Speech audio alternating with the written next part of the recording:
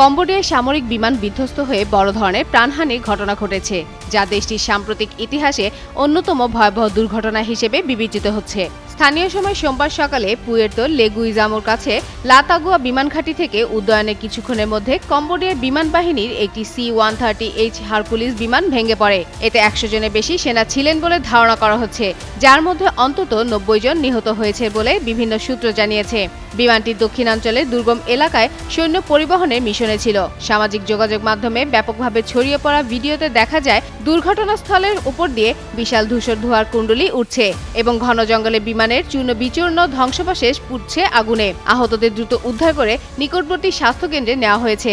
গরমে আরাম নিয়ে হবে না হাহুতাশ, ঘুরলে পরে ওয়ালটন ফ্যান বাতাস আর বাতাস। এদিকে এ ঘটনায় যুক্তরাষ্ট্রের নাম সামনে তুলে ধরা হচ্ছে, কারণ বিমানটি মূলত যুক্তরাষ্ট্র থেকে অনুদান হিসেবে পাওয়া, যার আনুমানিক মূল্য প্রায় $3 কোটি।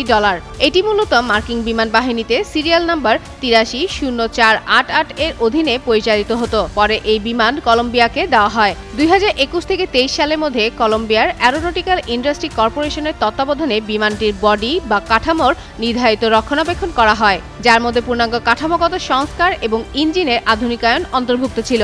প্রাথমিকভাবে ধারণা করা হচ্ছে যান্ত্রিক ত্রুটি, অতিরিক্ত ওজন বা অনুকূল আবহাওয়ায় দুর্ঘটনার কারণ হতে পারে। তবে কলম্বিয়া সরকার জানিয়েছে, পূর্ণাঙ্গ তদন্ত শেষ না হওয়া পর্যন্ত নিশ্চিত কিছু বলা যাবে না।